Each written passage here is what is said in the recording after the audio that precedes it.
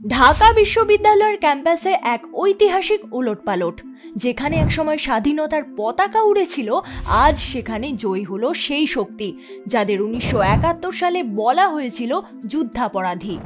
এটা কি বাংলাদেশের রাজনীতির নতুন বাস্তবতা, নাকি ভারতের দুঃস্বপ্নের শুরু?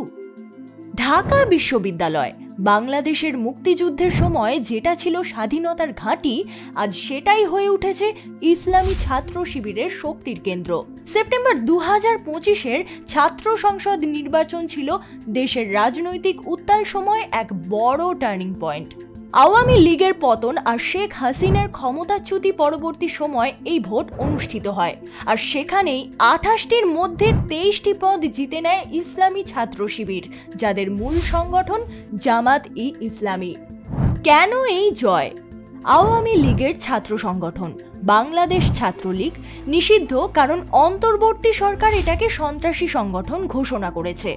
বিএনপি ঘনিষ্ঠ ছাত্রদল মাঠে নামলেও প্রভাব বিস্তার করতে পারেনি, ফলে ফাঁকা জায়গা দখল করে শিবির।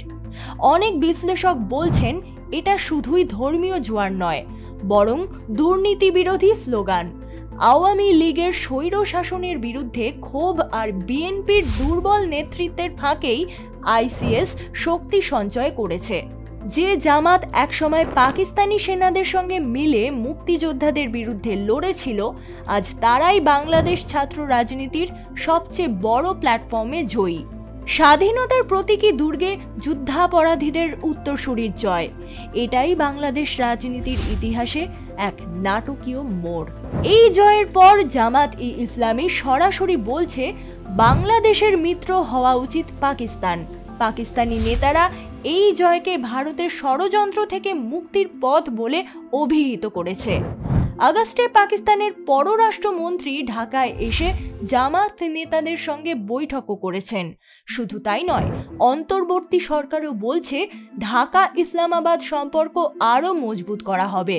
অর্থনীতি থেকে সামরিক প্রশিক্ষণ, সব জায়গায় নতুন চুক্তির ইঙ্গিত মিলছে।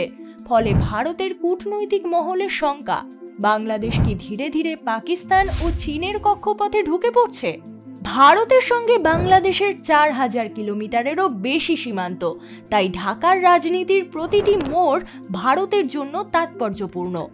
সীমান্তে অস্থিরতা। ইতিমধ্যেই আসামের গ্রামগুলোতে হুমকির অডিও বার্তা ছড়াচ্ছে কিছু ইসলামপন্থী গোষ্ঠী।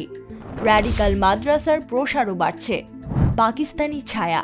আইএসআই যদি বাংলাদেশে আবার সক্রিয় হয়, তবে ভারতের উত্তর পূর্ব ও কাশ্মীরের নতুন সন্ত্রাস নেটওয়ার্ক গড়ে তুলতে পারে। সংখ্যালঘুদের উপর হামলা। হিন্দু, বৌদ্ধ আর খ্রিস্টানদের উপর হামলার খবর বাড়ছে। এতে নতুন করে শরণার্থী সংকট তৈরি হতে পারে। ভূ রাজনৈতিক ভারসাম্যহীনতা। যদি জামাত ও তার মিত্ররা ক্ষমতায় আসে, বাংলাদেশ চীন ও পাকিস্তানের দিকে ঝুঁকতে পারে। এতে ভারতের অ্যাক্ট ইস্ট নীতি ও আঞ্চলিক বাণিজ্য প্রকল্প হুমকির মুখে পড়বে। তবে অনেকে বলছেন এটা সরাসরি ইসলামপন্থার উত্থান নয়। 2024 সালের কোটা আন্দোলন আর আওয়ামী লীগের পতনের পিছনে শিবির সক্রিয় থাকলেও তরুণরা মূলত দুর্নীতি ও একচেটিয়া রাজনীতির বিরুদ্ধে ভোট দিয়েছে। রেডিট ও সামাজিক মাধ্যমে অনেকেই লিখছেন জামাতের 1971-এর কলঙ্ক থাকলেও তারা কমপক্ষে আওয়ামী লীগের মতো দুর্নীতিগ্রস্ত নয়। 2026 সালের জাতীয় নির্বাচনের আগে এই জয় হলো এক ধরনের জটিলতা। জামাত সরাসরি সংখ্যাগরিষ্ঠ হতে পারবে না, তবে বিএনপি বা নতুন দলগুলোর সঙ্গে জোট বেঁধে তারা হতে পারে কিংমেকার। ভারতের সামনে তাই দ্বিমুখী চ্যালেঞ্জ। অতিরিক্ত হস্তক্ষেপ করলে বাংলাদেশ আরও দূরে সরে যাবে, আবার চুপচাপ থাকলেও নিরাপত্তা ঝুঁকি বাড়বে। ঢাকার এই ছাত্র রাজনীতি কি 2026-এর নির্বাচনে এক নতুন ইসলামী রাষ্ট্র গড়ার ইঙ্গিত, নাকি এটা কেবল এক ক্ষণস্থায়ী প্রতিবাদের ঢেউ?